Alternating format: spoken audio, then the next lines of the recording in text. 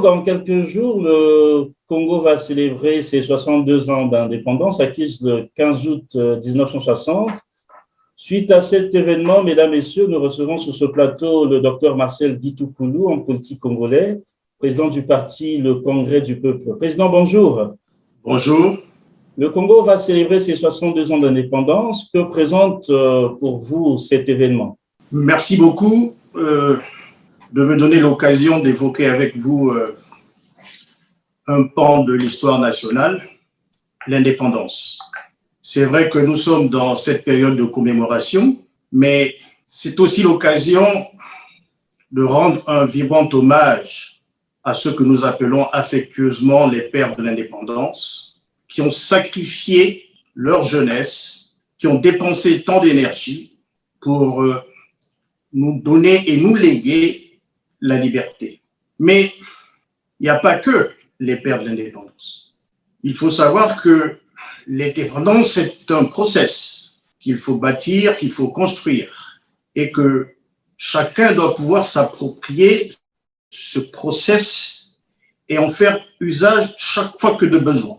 Malheureusement, du jour au lendemain où nous sommes devenus indépendants, nombreux de nos compatriotes, en usant leur droit d'expression, ont subi les affres de certains de leurs propres frères qui étaient aux affaires. Il y en a qui ont malheureusement perdu la vie. Je pense au président Massamba Deba, au président Marien Ngouabi, je pense au cardinal Émile Biayanda, et d'autres ont été malheureusement et malencontreusement privés de liberté. Le cas le plus récent, c'est celui de l'éminent général Jean-Marie Michel Mokoko. Alors, en ayant ainsi passé au crible ces événements, c'est pour moi l'occasion de dire que aujourd'hui, les Congolais doivent aborder la question de cette histoire d'indépendance de manière différente. Pour moi, ce n'est plus une commémoration, mais plutôt en cassant un peu les us et coutumes et les codes habituels, j'invite les Congolais à se poser les bonnes questions, à se concentrer et surtout à se donner à une profonde méditation sur ce que nous avons fait de cette liberté. Nombreux admettent, Président, que ce n'était pas une véritable indépendance, que c'était juste un symbole, dit-on. Que pensez-vous de cette assertion? Évoquer l'indépendance, c'est raconter aux générations contemporaines l'histoire d'un peuple, celui du Congo, qui voulait construire une nation complètement au service de son destin et qui voulait donc vivre dans un état de droit. On ne peut pas dire que parce que l'indépendance n'était que nominale, que nous n'étions pas indépendants. C'était à l'élite, et c'est toujours à l'élite politique congolaise, de faire bon usage de ce legs des pères de l'indépendance. On ne peut pas jeter la pierre sur ceux qui ont œuvré pour cette liberté. Ils ont fait avec plus ou moins de succès ou de réussite, mais ils ont le mérite de l'avoir fait. Et c'est aux successeurs de pouvoir prendre en main les destins du pays et de construire un état de droit qui réponde aux attentes du peuple congolais conformément à la déclaration de notre indépendance. Alors, quel bilan nous avons une devise nationale oui, Président, qui est fondée sur l'unité, le travail, le progrès, et c'est ce que les Congolais attendent depuis le jour de l'indépendance à aujourd'hui. Quel bilan comparé présentez-vous pour ce pays en 62 ans d'indépendance? Le Congo a connu 80 ans de colonisation. Le contact avec la métropole s'établit autour de 1880. Le colon, pour des besoins d'exploitation, a fini par bâtir quelque chose qui ressemble à un sous-développement. Donc, il y a la phase d'occupation, il y a eu la phase de création des sociétés de concession dont le but était de pouvoir exploiter les matières premières. À l'époque, c'était l'ivoire et le caoutchouc. Ces sociétés concessionnaires ont évolué jusqu'à l'ère de l'économie de traite où on commençait à jeter les bases d'une industrialisation minimale en développant des infrastructures qu'elles soient routières, qu'elles soient ferroviaires, qu'elles soient fluviales, des écoles, des hôpitaux et les dispensaires. À partir de la fin de la Deuxième Guerre mondiale, le territoire du Moyen-Congo connaît un essor qui fait donc un appel d'air aux sociétés et aux capitaux privés pour pouvoir investir sur ce territoire. Il y a un plan décennal qui avait été établi à cette époque, qui avait coûté 51 235 000 francs de l'époque, et ce plan avait permis de dépenser 77% dans le secteur économique, 23% dans le secteur social et le reste dans le domaine agricole. Et ce plan a permis d'améliorer la circulation des marchandises et donc d'apporter du grain à moudre aux colons. Il a fini par nous le léguer le 15 août 60 par le biais de ce qu'on appelait l'indépendance nominale. Lorsque nous héritons de cet apport colonial, qu'en est-il exactement? Nous héritons des sociétés comme la Siane, qui s'était lancée dans la culture de la canne à sucre et la fabrication du sucre. Nous héritons des sociétés comme CFHBC, dans l'exploitation forestière et la commercialisation du bois. Mais nous héritons également de la formation intellectuelle pour avoir des cadres qui puissent être capables de conduire le pays de l'avant. Il y a eu une période, en tout cas les 3 premières années de l'indépendance, qu'on peut considérer comme une période d'intermède néocolonial. Et puis, à partir de 63 jusqu'en 77 à peu près, nous avons connu un changement de modèle politique. Nous avons laissé de côté le cheminement tracé pour l'état de droit et la démocratie pour opter en faveur du marxisme-léninisme et du socialisme, mais que nous avons malheureusement construit à la sauce congolaise, qui s'est transformée subrepticement en État néo-patrimonial, qui, au lieu de s'appuyer sur un État fort, des institutions fortes, s'est appuyé sur des régimes arborant des hommes forts qui n'ont de cesse de recruter dans leur cercle, si ce n'est pas la famille, c'est les amis, si ce n'est pas les amis, c'est les courtisans, pour pouvoir asseoir un pouvoir absolu et qu'ils gèrent à leur guise, décidant de la vie ou de la mort de tel ou tel autre. Ça, c'est la dominante politique. Et sur le plan économique, nous avons fait le choix d'un secteur économique étatique dispendieux et qui a coûté beaucoup d'argent au pays. Dans tous les cas, quel que soit le modèle politique choisi, quel que soit le système économique adopté, la réalité est que c'est l'homme qui est au centre de la construction à la fois des institutions, mais également de l'économie. Si les hommes ne sont pas porteurs de valeurs, quoi que l'on fasse, la dérive y est. Et c'est ce à quoi nous assistons aujourd'hui. Parce que même le peu que nous avons hérité du colonialisme, nous n'avons pu l'entretenir. Bien au contraire, nous avons tout saccagé. Le barrage du Dieu, par exemple, nous l'héritons du colon. Le chemin de fer Congo-Océan est construit. Toutes les gares étaient reliées par une ligne téléphonique. À partir des années 1940, il y avait déjà une liaison télégraphique entre Brazzaville et Paris en passant par Pointe-Noire par le biais d'un câble sous-marin.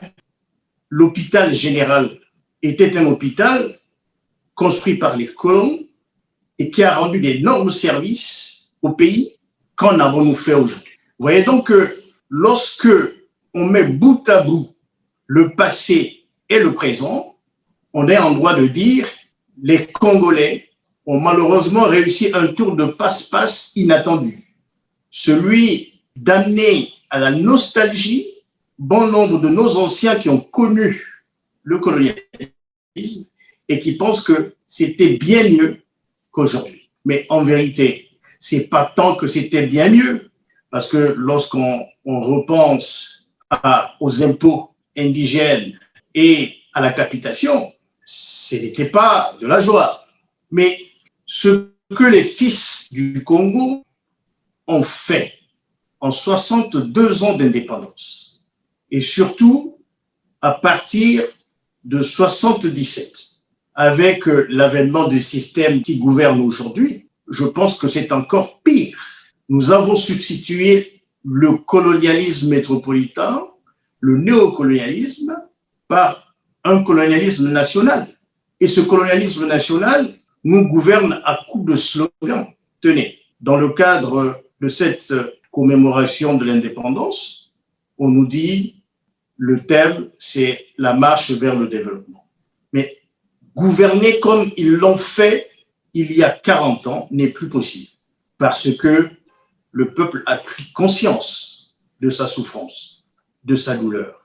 Nous n'étions pas voués à livrer notre santé aux charlatans, puisque l'hôpital général à l'époque, ou les dispensaires comme Pisita à Bakongo et Mamba Mampelo vers Potopoto répondaient largement aux besoins des compatriotes. On y est arrivé, ce n'était pas une ordonnance, c'était une prise en charge complète. Nous n'étions pas non plus appelés à passer tout notre temps dans les Nganda en train de s'empiffrer d'alcool. Mais en fait, tout ceci est fait exprès pour ne pas nous laisser le champ de la réflexion, pour ne pas nous laisser la possibilité de réclamer notre dû. À qui incombe donc le régime actuel, qui ne le sait pas, qu'il a failli. Le régime actuel, qui ne le sait pas, que au sommet même de l'État, il y a soupçon de délinquance financière, alors que les populations sont dans une souffrance innommable. Tenez, depuis 1977, ce que l'on peut retenir du système actuel, c'est l'endettement. Dans les années 85, grave crise financière, nous sommes obligés de recourir au Fonds monétaire international. Pour les plus anciens, ils se rappellent très bien des programmes d'ajustement structurel. Mais pendant la même période, que n'avons-nous entendu comme slogan? Que n'avons-nous entendu comme slogan? Vivre durement aujourd'hui pour vivre mieux demain. Mais qu'en est-il? Cette indépendance profite-t-elle au peuple congolais? Si oui, comment? Sinon, pourquoi? Mais cette indépendance ne peut pas profiter au peuple congolais parce que cette indépendance est confisquée par une petite élite politique du pays qui en fait son bonheur au détriment de l'intérêt général. Comment peut-on être si convaincu de gouverner pour le peuple lorsque ce dernier croule dans une misère? Les salaires, les retraites, n'en parlons pas, et avec ça, on peut se glorifier de cheminer vers le développement. Mais de quel développement parle-t-on? Oui, le développement des sociétés écrans, certainement. Oui, le développement des comptes bancaires cachés à l'étranger, certainement. Tout ce que nous connaissons de ce pays aujourd'hui, c'est que les Congolais sont à la recherche d'un nouveau souffle. On veut bâtir une histoire nouvelle. On veut entraîner les Congolais dans l'espérance nouvelle. On veut les entraîner dans une société nouvelle, au service du peuple. À qui incombe donc la responsabilité de ce bilan? Cette responsabilité incombe à l'homme politique ou aux citoyens lambda? Je dis que c'est une responsabilité partagée. Je m'explique. Lorsque l'exemple vient d'en haut, mais le citoyen en bas est bien obligé de vivre. Il est bien obligé de s'adapter. Mais le citoyen s'adapte de quelle manière? Le citoyen s'adapte par la corruption. Le citoyen est obligé de vivre du racket. le médecin, pour prendre en charge un douanier, va lui demander les dessous de table. Je suis désolé, c'est un peu ce qui existe. Mais ce comportement de subsistance, en fait, ne crée qu'une situation qui permet au système de perdurer. Et d'ailleurs, vous remarquerez que jamais sanction il y a. Pourquoi? Mais c'est tout simplement une sorte de corruption passive pour que plus jamais personne ne puisse embêter le système. Nombreux estiment que le pétrole est la malédiction du Congo. Est-ce votre avis? Mais bien sûr que c'est notre avis. Notre pays, malheureusement, n'a pas su diversifier son économie et on vit comme à l'époque ancestrale de pêche et de cueillette. Le pétrole est le seul produit qui nous apporte des devises extérieures. À près de 80 ou 85%, le pétrole alimente le PIB national. Mais cet argent, qu'est-ce qu'on en fait? C'est notre malheur parce que, avec la volatilité des prix du pétrole, du baril du pétrole, et nous dépensons n'importe comment, et lorsque c'est la période des vaches maigres, on se retrouve avec des dettes. C'est la situation actuelle. Il faut que l'on s'oriente vers d'autres ressources qui permettent au pays de pouvoir avoir des devises pour financer les projets qui nous tiennent à cœur. Une idée de fête tournante de façon à accélérer le développement de l'arrière-pays. C'est très bien. Mais regardez combien d'argent nous avons englouti dans ces programmes qui n'ont jamais été audités. Pourquoi tant de gâchis? On nous a même dit qu'il y a eu 14 000 milliards qu'on a mis de côté pour assurer la décence des générations futures. Mais où sont passés ces 14 000 milliards? Mais le peuple a le droit de savoir. Et si vous étiez demandé de faire redorer le blason de la bonne gestion à ce pays, par quoi commencerez-vous? Au niveau du Congrès du peuple, nous avons beaucoup réfléchi sur la question. On n'a pas besoin d'hommes forts, on a besoin d'institutions fortes. Que le bonheur qui est le nôtre ne peut être qu'un bonheur en commun. C'est l'esprit de Ubuntu, vous voyez. Je suis parce que vous êtes. Et donc, nous sommes. Si nous n'avons pas ce sentiment, donc si nous ne faisons pas l'effort de cette révolution de mentalité pour qu'on comprenne que tous les comportements égoïstes qui sont les nôtres vont dans le mauvais sens, ce pays, on ne pourra jamais le redresser. Et c'est pour ça que je critique vertement tous ces salaires fonctionnels qui sont distribués aux députés, aux ministres, aux maires. Regardez le phénomène des bébés noirs. Est-ce que seulement les parlementaires se sont penchés sur la question pour trouver des solutions définitives à ça? Nous sommes un pays riche. Vous avez parlé du pétrole tout à l'heure, mais personne n'en voit jamais la couleur, à part les sommités. Regardez comment vivent les Congolais. Il faut donner à chacun la possibilité de se réaliser. Dans le cadre des industries extractives comme le pétrole, la potassiana, le cuivre, l'or, etc., que toutes ces richesses qui sont extraites du sous-sol, que les Congolais puissent en bénéficier. Mais de quelle manière? Eh bien, nous sommes pour que, à chaque fin d'année, il y ait une participation aux bénéfices du peuple congolais. Donc, chaque famille doit pouvoir recevoir un chèque du gouvernement. Je ne sais pas de quel montant les économistes se pencheront sur la question, mais en tout cas, on veut avoir le sentiment que nous comptons. Pour terminer, avez-vous une dernière évocation? Oui, j'ai même deux évocations.